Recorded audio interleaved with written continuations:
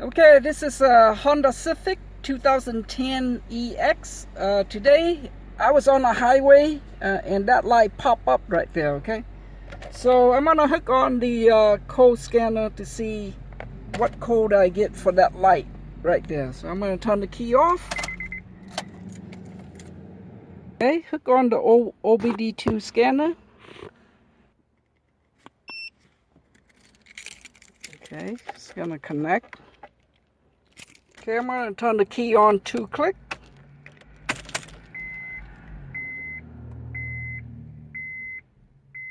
See if it reading the ECU.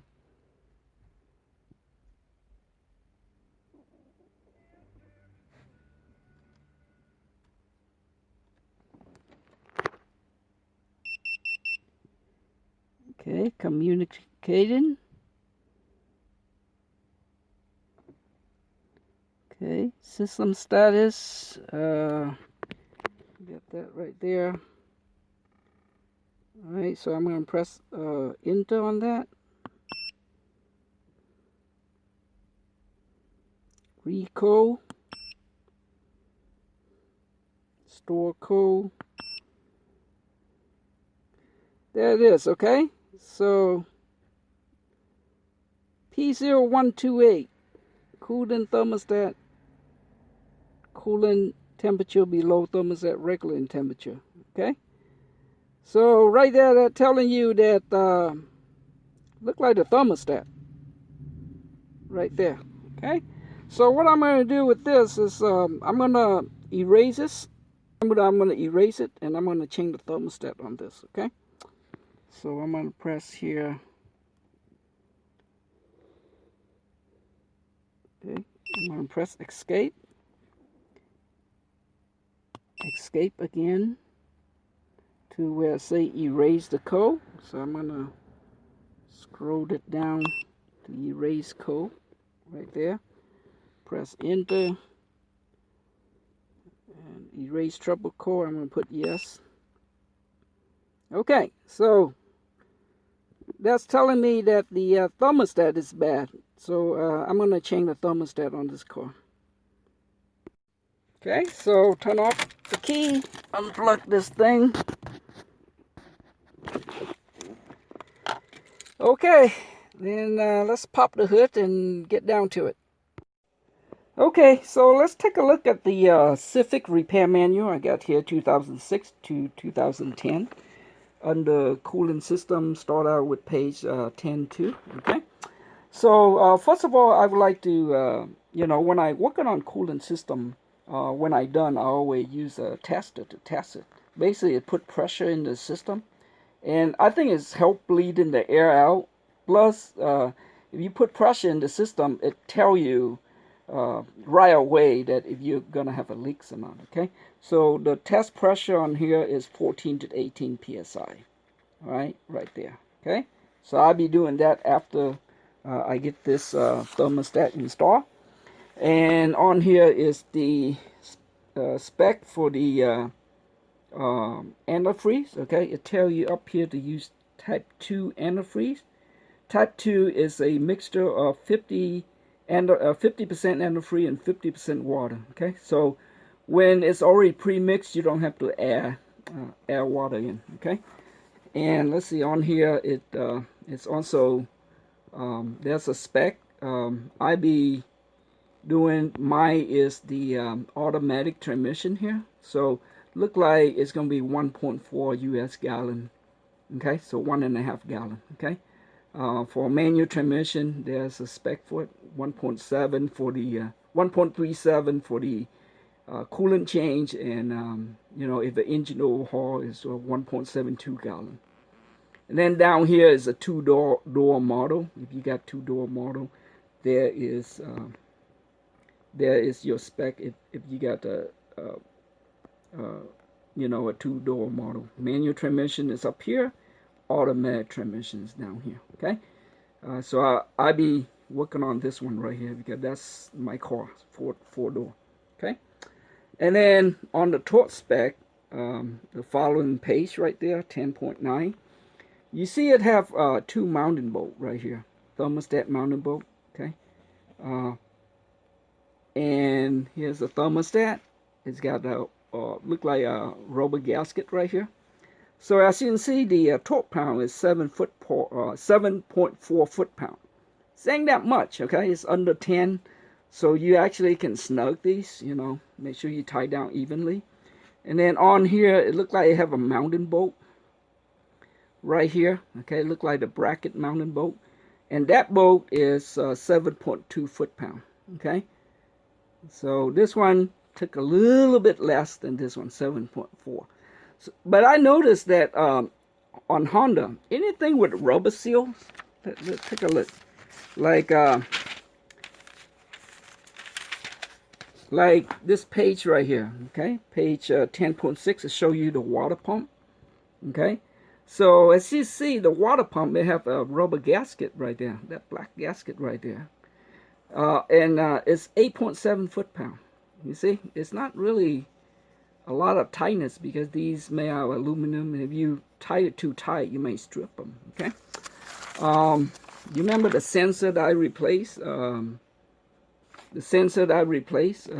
know, earlier, okay? Right there, 8.7 foot-pound, okay? That temperature sensor that I replaced in the early video. So anything with an O-ring is under 10 foot-pound, so keep that in mind, okay? Okay, so here I am under the hood. It's been like almost a week. The car been sitting on my driveway, so the engine is cold, okay? What I'm gonna do, I'm gonna open this radiator cap up, and you know, do not open it if the engine is hot, okay? So open it up, and I'm gonna temporarily leave it right there. Let's go over the tool pretty quick.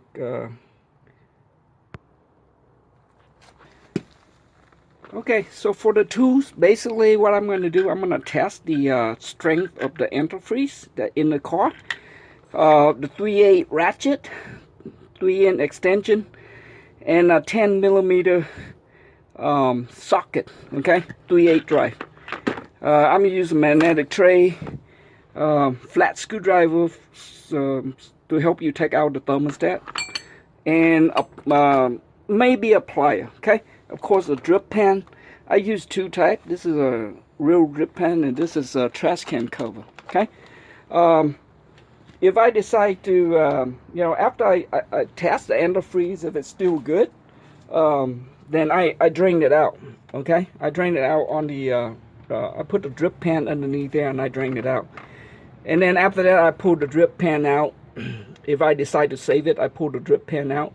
And I slide the trash can cover back in as a drip pan to take this out, okay? The reason for that is if I decide to save the antifreeze because the strength of it is still good, then, you know, it's going to drain straight out from the radiator, where the other one up here, you know, when you take it out, antifreeze is going to drip on the engine, and it might collect a lot of dirt that mix in the drip pan if I decide to use the same one, okay?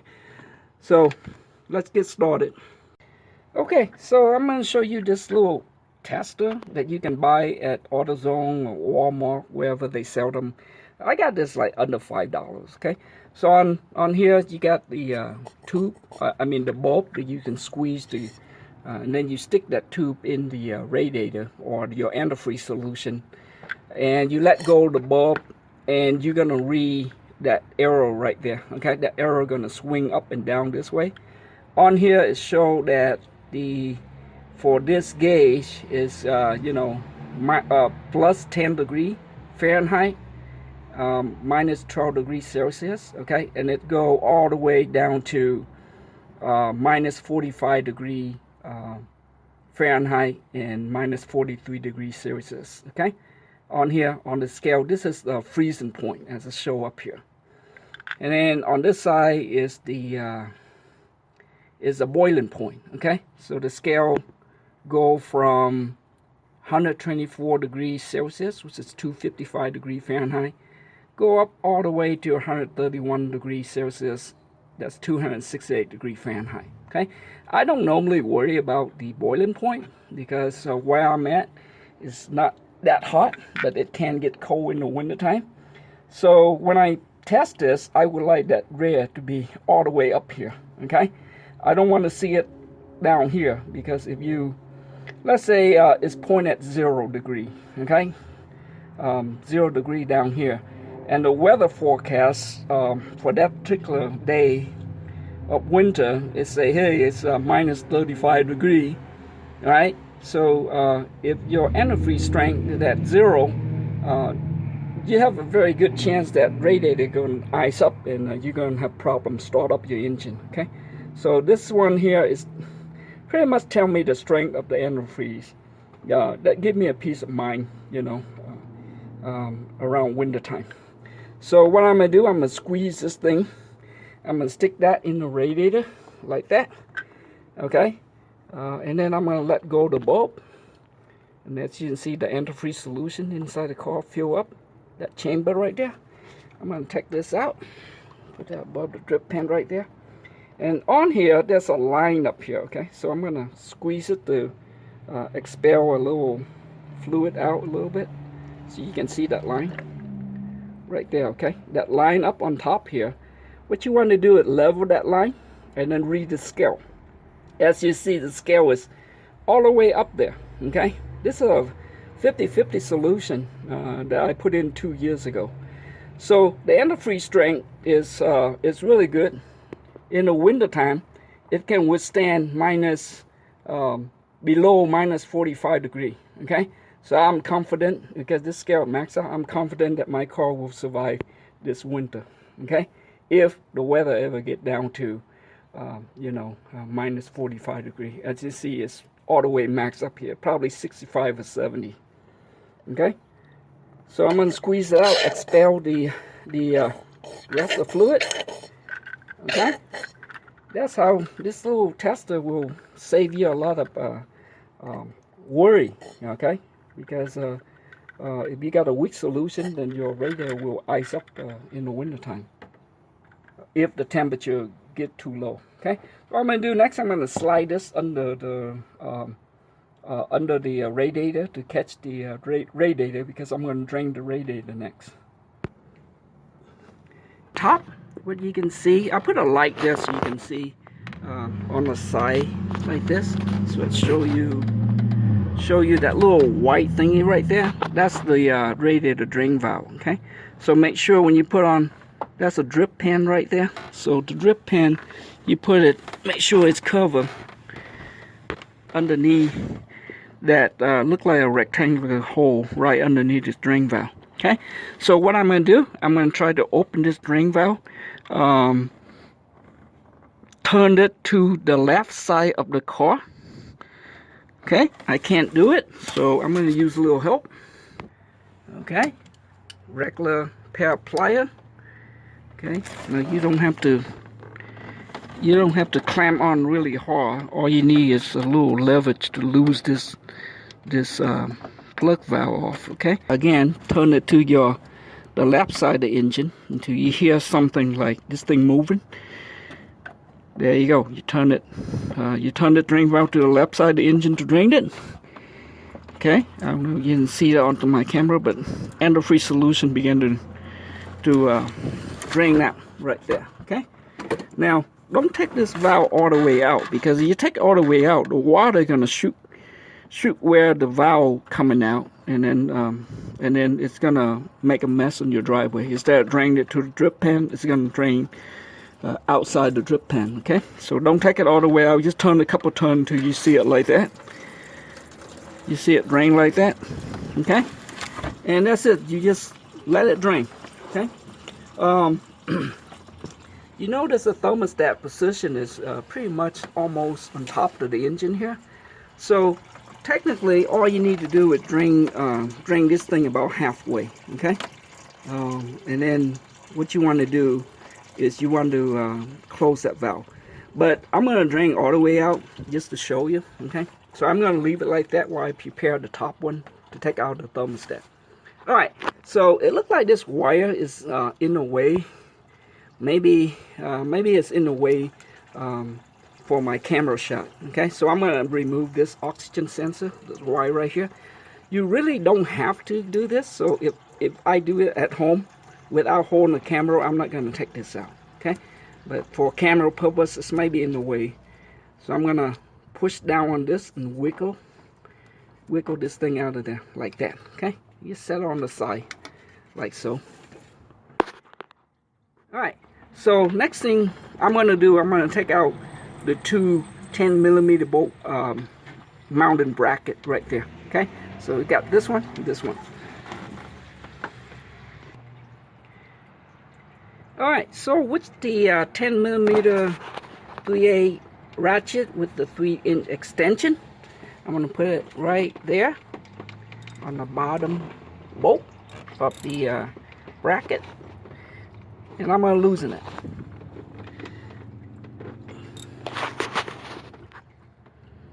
Okay, loosen that one, and then the one on top. Okay, loosen out both the bottom bolt and the top one. One I have it loosened. Now use two hands when you do this, okay? Because I only have I need one hand on the camera. When you lose it out, what I do, I take it out by hand, both bolts. Okay, so that is the two bolts. Put it in the magnetic tray so it won't lose it. As you see, it's the same side. Okay, now on here, you don't even need to take that connector out. Okay, all you do is take this and move it, put it underneath that bolt right there. You know, that EGR bolt right there. You got one up on front here and one on the back. All you do is slide it and put this bracket with it bolt underneath that EGR bolt right there. Okay, the bolt right there. Alright, so just slide it like that, and as you can see, it hold this bracket out of the way, so you really don't have to take this out. Okay, but for just in case it caught on my camera, I just take it out just for the camera purpose. Alright, so now it's exposed. Another bolt underneath here, that's a thermostat mounting bolt, and then the one on this side, okay, on this side of the upper radiator hose right there. So with the same ratchet socket, okay, you can put it in. As you can see right there, you can take this out. Then on this side, you can see right there, okay, fit perfect in there. Okay, so go ahead and take these two bolts out. Okay, it looks like the radiator is completely drained out. So what I'm going to do, yeah, let me take this out so you can see. You really don't have to take this all the way out like I did. Okay, so as you can see, it's just a drain plug. It have an O-ring on the bottom there. Okay, so you put it in like that. I just take it out to show you. This time you turn it to the right of the car to tighten it. Okay. So when you tie it in by hand, you really don't need a plier to tighten back in.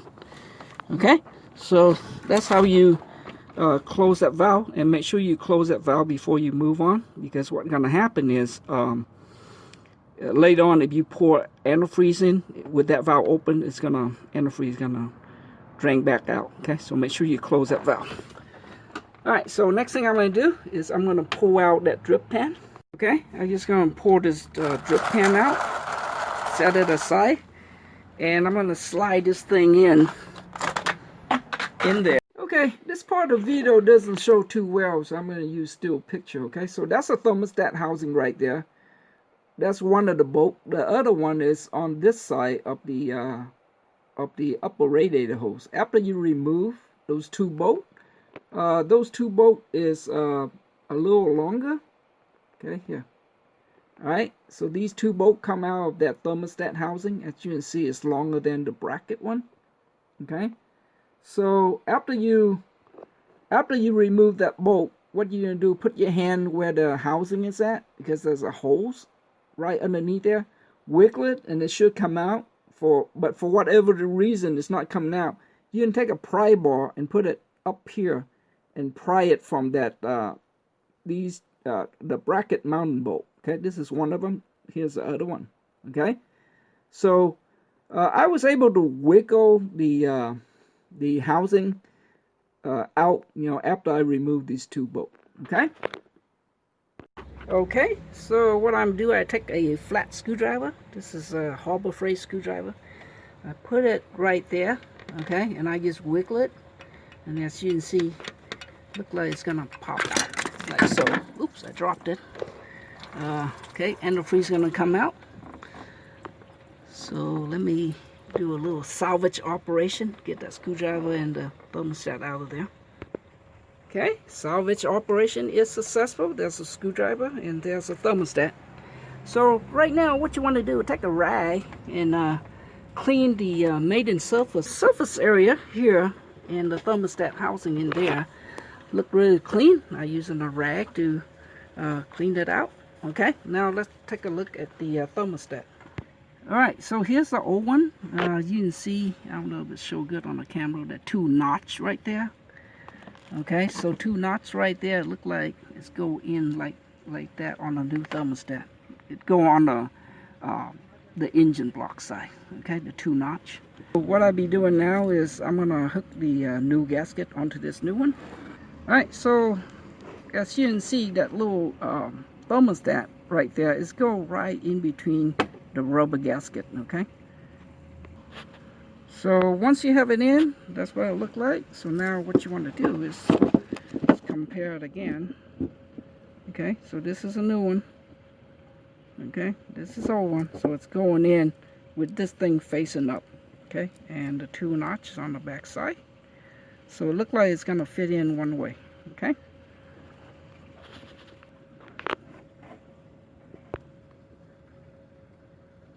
Okay, again, side-by-side comparison. You notice that centerpiece, the piece right there is not in the center anymore, okay, compared to the new one. The new one look like it's in the center where the old one is not. Alright, so I'm gonna go ahead and put in the new thermostat. Okay, I don't know what happened to this video. When I get to this part, all my screen is turned white. Okay, so I'm going to use a still picture to walk you through it. You notice before I put the screwdriver onto that thermostat and pour it out, I mark it, okay? You see that black mark right there, okay? I marked that in position of this valve right here. That way this valve, I know this valve when I install it, it's going to face up. I got no idea what to call this valve during my engineering day. Probably proper name will be an equalizer valve, okay? But I could be wrong. So let's call this a jiggle valve, okay? Because it looks like it's there and it jiggle around. Okay, so when you put this gasket on, make sure that it in center of the circle, the gasket cut right here. Okay, make sure that jiggling valve is center to it. Okay, because this is what happened after the thermostat fell off. Okay, there it is. Okay. So if you look closely to this picture here, you're going to see that it have a notch right there on the housing. 2 notch right there and 1 right there. That 2 notch, if you're looking on the back side of this, it's match up with these 2 notch. Okay, so as you can see on the back side, that circle cut is also center. Okay, so what happened is I just don't want you to, because I have a cut in the center, I just don't want you to put this gasket backward, okay? Because if you put it backward, where the 2 notch up here, it's not going to work, okay? So when you put it in, this thing going to sit really straight. If you like me, put an alignment mark right there. It should align it straight, where that 2 notch is aligned with this. And this thermostat will sit very flush, okay? It only go in one way, because if you misalign it, let's say this thing was not to that alignment mark, it's like this, then these 2 notches is not gonna match with this housing. Okay, so it only go in one way, and so if you put it in and it's not aligning, just wiggle it back and forth into this thing aligned. Okay, the 2 notch align. But one thing that I noticed that in order for it to align, that jiggler valve have to be in the center of this cut of the gasket here. Okay, after you put it in, the thermostat will sit there, will sit in there, and all you do is take the cover, put them back on and bolt these. You use a 2 long bolt, okay? Put the 2 long bolt back in, hand tight it, and let's continue on with the rest of the video. Okay, once you have it finger tight most of the way, hook on the 10mm wrench with a ratchet and make sure you tight it down, okay? Tie it down. Now you can tie it down with the ratchet before you torque them. Alright, check on both sides.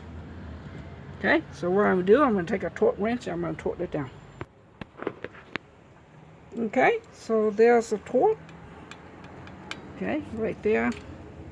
And one, I have to use a ratchet, an extension to make it fit easily onto that bolt there. Okay, and as you can see, 7.4 foot-pound.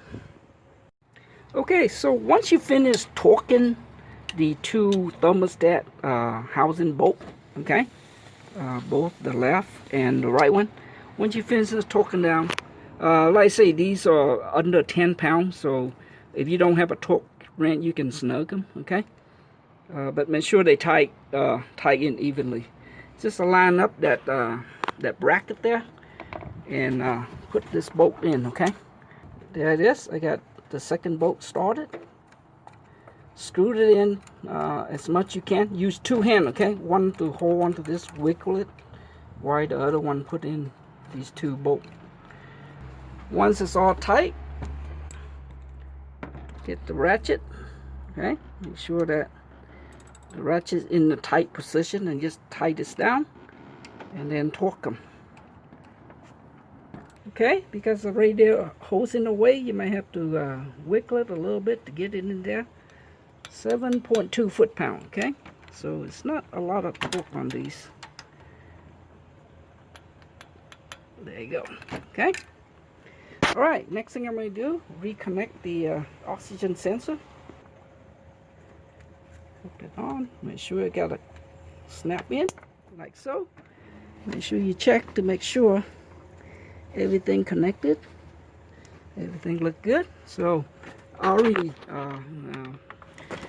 checked, I already closed this valve, but what you want to do, make sure you check it to close, okay? So I'm going to do, I'm going to fill the radiator up with the antifreeze right there, and the antifreeze I just drained out, okay, and I'm going to pressure test it.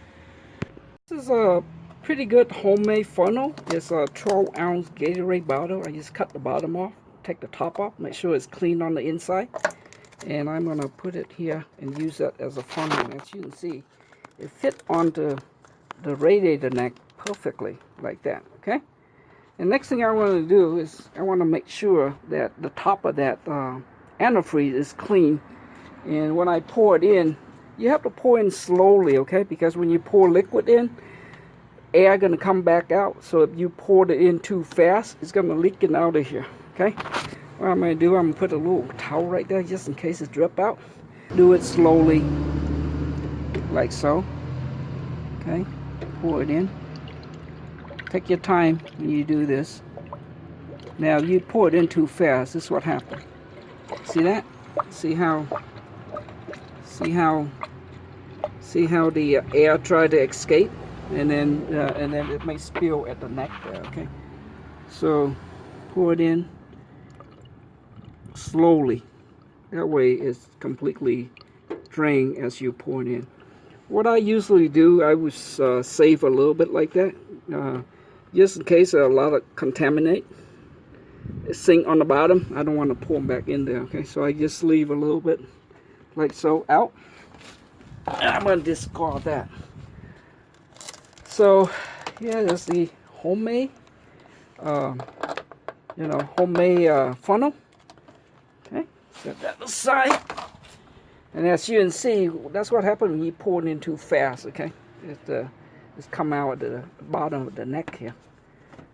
All right, but that's what this paper towel for. Right? Wipe it up. All right, so next thing I'm gonna do, I'm gonna top this off with the antifreeze mixture of 50-50. Okay, 50% antifreeze and 50% distilled water. Okay, make sure you use distilled water when you mix antifreeze. Okay, that's how much of the antifreeze. I'm using a trash can lid there. That's how much the antifreeze come out when I pull out that thermostat. Okay, so I just top it off a little bit right there. What I'm gonna do next is I'm gonna pressure test it. Okay, so I'm gonna use this adapter right here. Basically, you put it on just like your radiator cap. Push it down all the way, like so, and then turn it just like your radiator cap. Okay, I'm gonna hook on the pump. Take this pump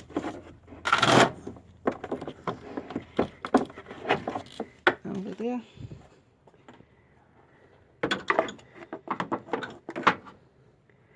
Okay, hook this hose on. It's like a regular air hose. You pull on this and put it on, like so. Okay, and what I'm going to do is I'm going to pump this up to 18 psi. Okay, that's about 18 psi right there. So next thing I'm going to do is I'm going to check, all the hose or water connection. Right? You got one right there, one there, and the water pump is hooked onto this hall pipe here, so you don't have to do it on this side. But all your radiator connection, including that valve down there, okay? And basically, what I'm going to do, I'm going to leave this on here for about 15 minutes while I'm doing a check. And if there's no leaks, then the test is good. Okay, about 15 minutes, and it looked like it's hold the pressure at 18, okay? And I've been checking the top and the bottom of the car. I don't see any leaks. So this work is good, okay? So what I'm going to do now is I'm going to relieve this pressure. Pressing on that button right there. Relieve the pressure. Pressure should be down to 0. Pull this, get it out. And then I'm going to unscrew this cap here, just like your radiator cap, like that. Alright?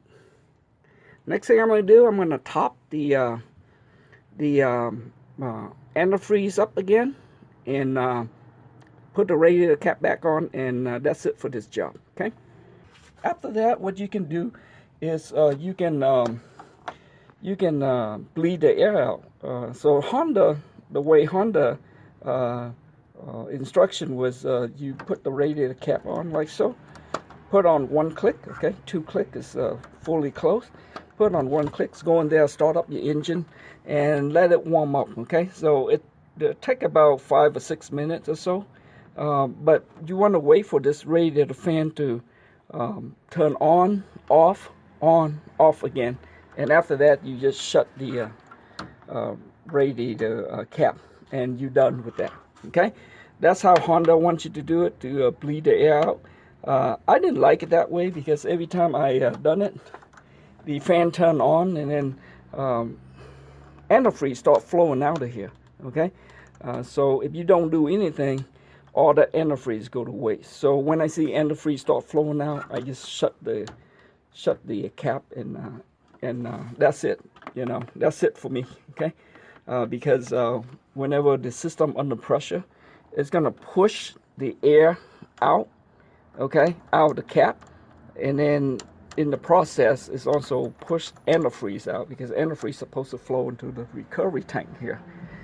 So when it push out like that, when I see the antifreeze flowing out, I just shut the cap, and that's it. So next thing you want to do is check the coolant level in your recovery tank, and that's it. I'm going to take this thing out for a test drive. Okay, back in the car. Son, I reset this light so I don't have to do anything, but I shouldn't see any check engine light when I start this on. So this car right now is good to go. Okay, there's no check engine light, so I'm gonna test drive it. Right now I got, like, pay attention to that odometer. Okay, 118.5 mile. Okay, so I'm gonna test drive it a few days to see if the check engine light coming back on. Okay, I drove about, based on the odometer reading, about 195.9, which is 196 mile, test drive this thing, okay? So this is my observation. Number one, it do save me some gas, okay? Because you know, every time I fill up, I reset this to 0, okay? Like you press this reset button on the left side here, hold it for a few seconds, it's gonna reset that down to 0, okay? So anyway, whenever the gas gauge drops down to about 3 dot toward the E, that's telling me that, hey, go to the nearest gas station and fill up, okay? So every time I fill up, I reset that mileage. And I noticed that when that thing went from 4 dot toward the E down to 3, this thing usually read about 295, okay? But that's with the old thermostat. With the new thermostat, it's read 302, okay? So I was able to drive 7 miles more, okay? And this is probably why. You see on this side is a temperature gauge. Well, on the old thermostat, the highest it ever go is about 6 dot, okay? About 6 dot toward this temperature gauge, temperature in the middle there, okay? So right now it's at 24689, yeah. With the new temperature, new thermostat, it's go to 9 dot, and it pretty much stay there whether you're on the highway or in the city. Like I am right now, parking my driveway. You hear the radiator fan just turn on. But anyway, on the old thermostat, the max is go at 6 in the city, and then on the highway it dropped down to 4. Okay, so on the old thermostat, this thing is fluctuate between 6 and 4. Where the new thermostat is pretty much stay constant at 9. That is my observation on this new thermostat. So again, it's saved me some gas, and also I noticed the temperature is much more stable. Okay, that's it for this video. Thank you very much for watching, and have a wonderful day. Bye.